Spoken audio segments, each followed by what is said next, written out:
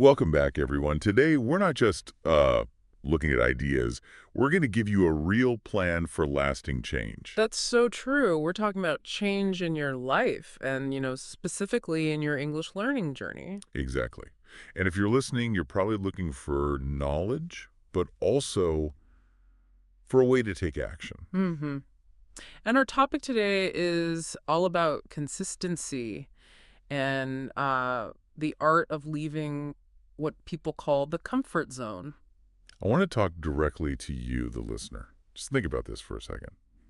Do you ever feel like your life is sort of paused? Like you're waiting. Yeah, waiting for the right time to become, a better version of yourself. Yeah. You want that confidence when you speak English, but you keep putting off that first step. Oh, that feeling of being almost ready but never actually starting. It's so It frustrating. really is. It's like those small things you promise yourself you'll fix. But then Monday morning comes. And the same problem happens all over again. I have a perfect example of this. I think a lot of our listeners will relate. Imagine you're really serious about improving your spoken English. You tell yourself, today I'm going to practice saying 5 new sentences out loud. Right. Even if they're hard. Exactly.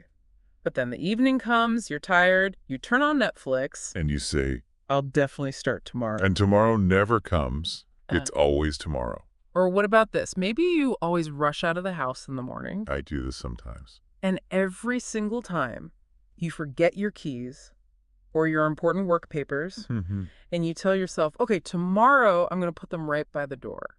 So you can't miss them. But then tomorrow you rush again, you forget again, and you waste all this energy just fixing that small mistake. That loop, that constant repeat of small failures, that's what we're going to challenge today. Right. This whole pattern is created by what we call the comfort zone. But we want to think about it in a new way. It's not a prison with, high walls. It's something softer. But just as limiting. Yeah. We're calling it the familiar harbor. I love that metaphor, the familiar harbor. It's a mental place where everything is known, everything is safe. You know where you're going to sleep, what you're going to eat. The routines are reliable. And that's why it's so hard to leave. So our mission today is to share a clear, step-by-step strategy to sail out of that harbor. Right. And build a new routine that's strong, maybe a little challenging. But so much more rewarding. We're going to share a 63-day plan, a consistent strategy to escape this trap and build your fluency and your confidence, one small step at a time. So let's start by really understanding why this familiar harbor is so sticky and why comfort, when it goes on for too long, is actually the enemy of your growth. Okay, let's unpack that. The comfort zone, or as we're calling it, the familiar harbor. Most people think a crap is, dangerous. Scary. Yeah, but this feeling is the opposite. It's cozy. It really is. I mean, the familiar harbor is a wonderful place to visit, but it's a terrible place to live forever. Explain that a bit more. Well, imagine your boat is docked there. The water is calm, the sun is warm, you never have to worry about storms or big waves. You feel safe. Totally safe. But if you never leave the harbor, you never see the big wide ocean, and you definitely never catch the biggest fish. So the danger is, it's subtle. Yeah. You don't even realize it's stopping your growth. Exactly. You stay in routines that don't challenge your English vocabulary, for example, or you avoid speaking practice because it creates just a little bit of stress. You choose the short-term comfort. Over the long-term potential, yes. And this choice, this constant avoidance of small discomforts, it leads to us feeling, unfulfilled. You might stay in a job where you never use your English skills. Or you keep a study routine that's way too easy, all because you want to avoid that feeling of, awkwardness or maybe even failure that comes with trying something new. That avoidance is the real thief. It steals your energy. It steals your potential. Your mind knows you could be doing so much more. You could be speaking in complex sentences. You could be giving presentations. But the comfort just whispers, stay here. It's safer here. And this brings us to what we call the autopilot feeling. We see this a lot in our research. The autopilot feeling. Yeah, if you ask yourself, how does my life feel? And the answer is just neutral.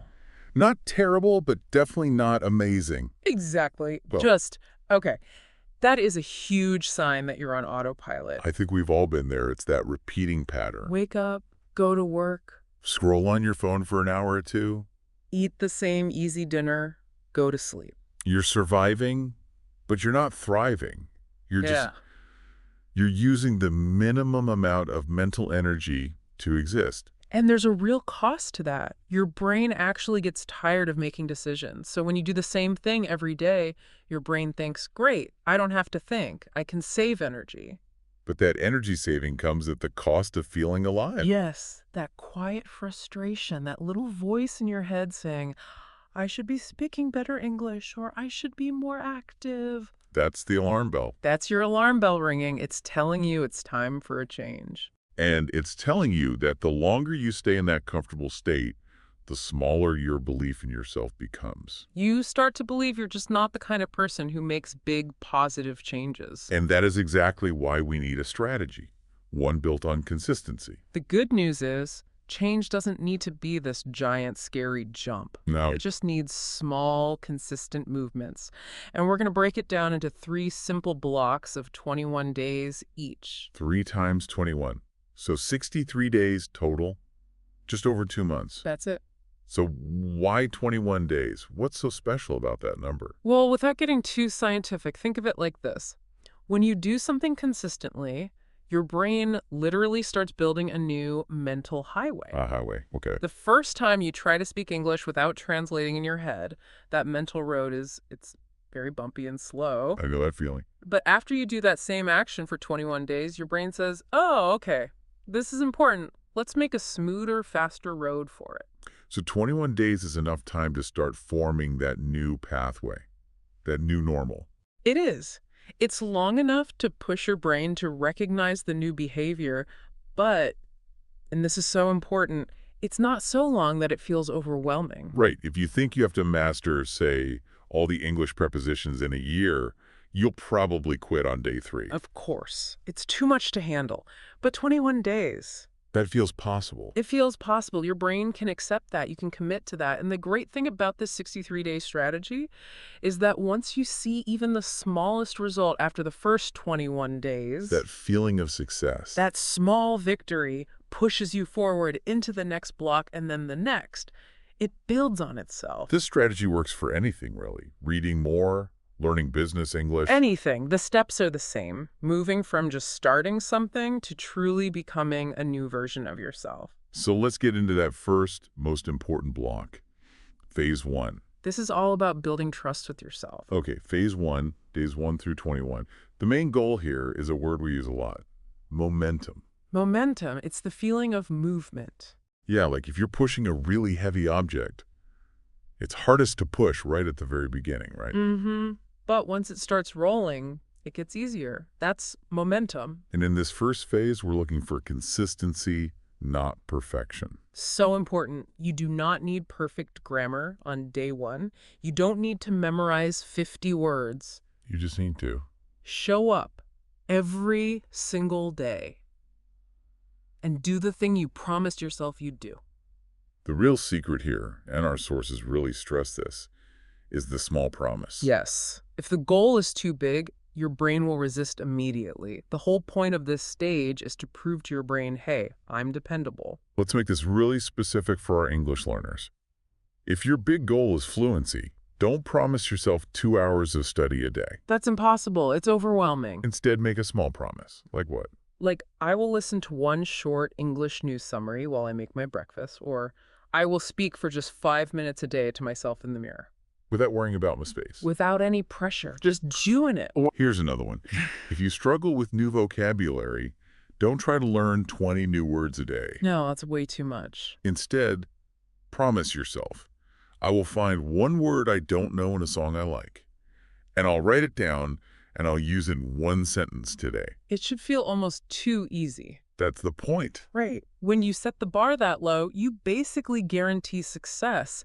And when you achieve that tiny, easy goal, you keep a small promise to yourself. You start building proof inside yourself. And your brain starts to trust you. It thinks, okay, maybe this person can follow through. Maybe we can trust them with bigger things later. This shift in self-trust, is the foundation of changing who you are, your identity. You're proving you're a person who follows through. You're not changing what you do so much as you're changing who you are. But let's be realistic here. The first week, days 1 through 7, this is where you feel the resistance. Oh, yes. Your brain is used to that familiar harbor. It's cozy there. And now you're forcing it out into the open water. And everything feels weird. You question it all. Why am I doing this? Is speaking English in the mirror really helping? I feel silly. That's the natural reaction to change. Your brain just prefers the old low-energy path. And you have to expect this resistance. It's totally normal. The people who succeed aren't the ones who feel motivated all the time. They're the ones who do the work even when they're not motivated. Pushing through that first week of weirdness it's non-negotiable. You have to do it. So what if you fail? What if you miss a day? You get sick, you're too tired. Is the whole plan ruined? Great question. And no, the plan is not ruined. But you have to follow one rule. Okay, what's the rule? Never miss twice. Never miss twice. The first miss is just a slip. It's life. But the second miss in a row, that starts a pattern of failure. So if you skip your English practice on Monday, You must do it on Tuesday, even if it's just for 1 minute.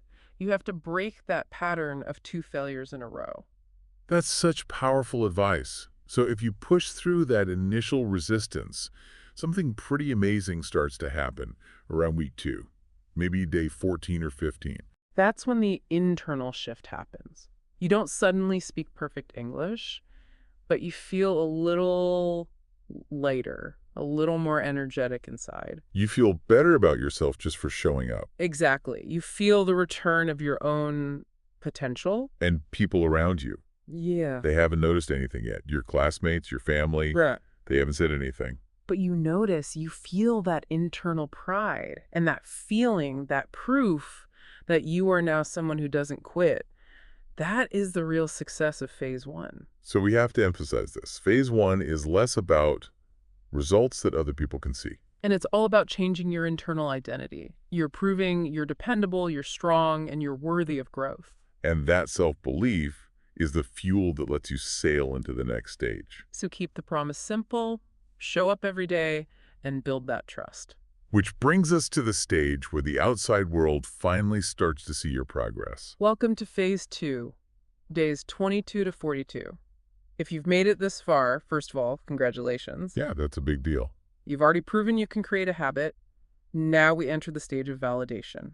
Validation, meaning the hard work you did in phase 1, the invisible work, now starts to show on the outside. The results are no longer just that internal pride. They are visible to the world. So you start hearing little positive things from people. Exactly. A colleague might say, wow, you sound so much clearer when you speak English on the phone now. Or, I saw you in the meeting and you look so much more confident than last month. For English learners, the validation might be even simpler. Maybe you're watching a movie in English and you realize you understood a whole joke without needing the subtitles. That is a huge win. That feeling of effortless understanding. These external acknowledgments, these compliments, they are incredibly powerful. They're proof that your strategy is working. And that proof becomes fuel. Immediate fuel for the rest of the plan. Because of this validation, your new routines suddenly feel much less forced. In phase 1, you had to push yourself. Right. But in phase 2, your mind actually starts to crave that feeling of success. You want that small daily win. You're no longer just trying to change. You are actively becoming that person. A person who speaks English easily or a person who exercises. Your actions are shaping your identity. But there's a big but here. There's a warning about this phase. This is the critical warning. This is when the temptation to slow down is the strongest. This is the danger zone. Why is it the danger zone? It sounds like everything is going great. Because you feel good. Because others are complimenting you. Your brain tries to trick you. It says, we did it. We got the compliment. We can relax now. We can skip a week of grammar review. It won't matter. Exactly that. And if you listen to that voice and you stop here, the habit will fade away so quickly. It's like a plant you just started growing. That's a great way to put it. It has beautiful leaves, right? Those are the complement. But the roots, the consistency, They're still fragile. If you stop watering it now, the whole thing dies. So you have to push through phase 2 with the same consistency, maybe even more. This is the time to cement the habit, not to celebrate the finish line.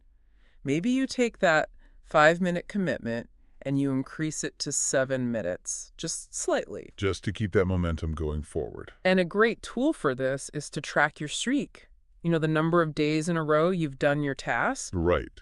Seeing that number day 35, day 36, it becomes this powerful motivator.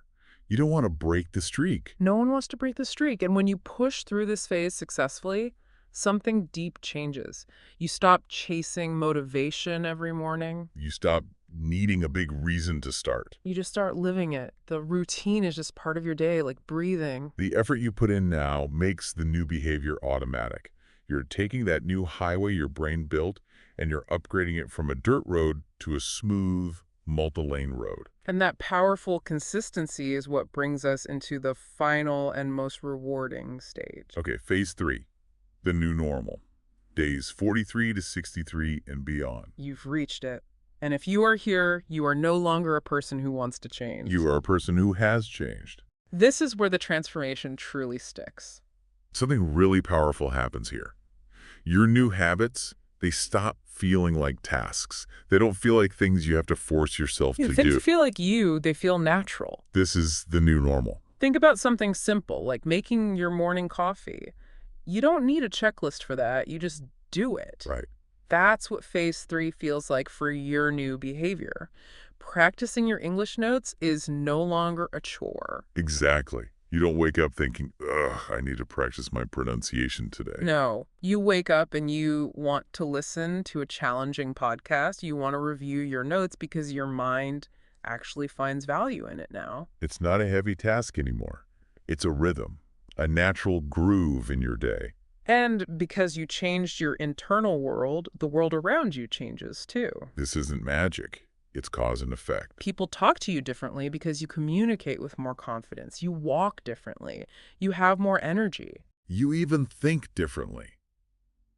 You've proven to yourself you can be consistent, so you're less likely to feel overwhelmed by new challenges. You have a system for achieving difficult things now. There's this beautiful flow to it all. First, it's hard. That's phase 1. Then it becomes routine. That's phase 2. And finally, it becomes part of who you are. Phase 3, peaceful consistency. And here's the ultimate reward, which goes way beyond just being fluent in English. You realize you've become the person you used to look up to. Tell me more about that. Well, we saw this story about a student who worked on their public speaking in English for 63 days. Before, they were terrified. After the 63 days, not only could they give a speech easily, but another classmate actually asked them for tips on how to manage nervousness. Wow. So you go from being the learner to being the one who helps others. You expand your identity. You have this new value for yourself. Showing up consistently, your brain is rewired to trust you. And that leads to the final idea here, which I love, the earned comfort zone. You didn't just sail away from that old, stagnant, familiar harbor. You built a new, powerful dock for yourself out on the open ocean. This new comfort zone is a place of strength and growth that you earned.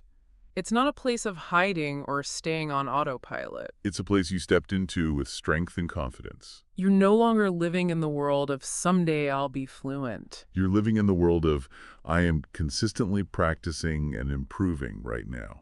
And even if that first spark of excitement fades, and it will fade, the internal strength you built, that ability to show up, that stays with you forever. That deep trust in yourself is everything. It makes every future challenge feel manageable because you know you have the strategy to handle it. Now that we've really explored this 63-day strategy, let's take a moment for our word tour. This is our chance to lock in the important English words we use today. Right. We want to give you clarity and confidence to use these words in your own conversations. We'll give you the word, a simple definition, and an example. Let's start with the word for the trap that holds us back. Comfort. Number 1, comfort. This is the feeling of peace, safety, and ease. When everything feels soft and familiar. A simple example would be, he felt great comfort sitting by the fire with a warm cup of tea. And for today's topic, if you stay too long in your comfort zone, your progress stops. Exactly. Number 2, realize. To realize means to suddenly understand something clearly. It's like aha moment. For example, she suddenly realized that her small daily practice was making a huge difference. Perfect. Number 3 is neutral. This means not strong or weak. It's balanced, in the middle, not good, not bad, just. Okay. An example is, the referee tried to stay neutral during the soccer match. And in our discussion, if your life feels neutral, that's a signal that your potential isn't growing. Right. Which leads to number 4, potential. Potential is what you can become. It's your hidden strength or talent that's waiting to grow. A good example is, the coach saw great potential in the young athlete who worked hard every day. Love that. And number 5, transformation. This is a deep, powerful change. Becoming a new, better version of yourself. Like the caterpillar went through a full transformation before it became a butterfly. And the 63-day plan causes a complete transformation of your habits and your confidence. Yeah. Okay, number 6, strategy. A strategy is a smart plan to reach a goal. It's not just doing something, but knowing why you're doing it. For example, before starting the new business, they developed a clear business strategy. Number 7, recognize. This means to notice and understand something again, or to identify it clearly. For instance, after 1 month of practice, she was able to recognize difficult phrasal verbs easily. Recognizing your progress in phase 2 is what fuels your motivation. It does. Next, number 8, overwhelm. To overwhelm is to feel like there's too much to handle in your mind or body, like she felt overwhelmed by the number of new grammar rules she had to learn at once. And making a small promise in phase 1 helps prevent that feeling of overwhelm. It's the perfect solution. Number 9, compliment. A compliment is a kind, positive thing someone says about you. An example would be, my manager gave me a compliment on my clear presentation skills in English. Those external compliments in phase 2 are so important for validation. They really are. Okay, last one. Number 10, identity. Identity is who you are. It's your values, your personality, your story, the core of you. A great example is the experience of living abroad helped her shape her new, confident identity. And by the end of phase 3, you're not just doing the habit anymore. It becomes a core part of your identity. And with that, we've finished our deep dive into leaving that familiar harbor and building a new, powerful identity over 63 days. So let's just recap. Phase 1 is about building trust with small, simple promises.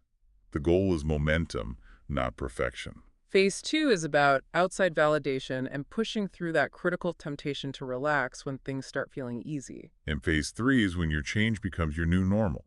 It's your earned comfort zone, a place of continuous, peaceful growth. Your future isn't dependent on some sudden burst of motivation that only lasts for a day. No, it's dependent on daily, unwavering consistency. And even if that first spark of excitement fades, and it will fade, the internal strength you build, that ability to show up every day, that stays with you forever. So whether you are on day 1 of deciding to commit to speaking English, or you're on day 44 and you feel that incredible momentum, Remember this simple truth. You have already navigated harder challenges in your life than this. that's so true. You've faced much bigger storms in a small 5-minute task. The fluent, confident person you want to be, that person is not far away. They're just one small, consistent step outside your familiar harbor. You have the strategy, now you just need the commitment. And we really want to hear from you. We love reading about your progress and seeing you use your new English vocabulary. So what is the one word or the most important lesson you learned today from our discussion? Write it in the comments below. We are always, always cheering you on. Thank you so much for joining us today. Keep stepping forward, keep practicing your English, and we will see you next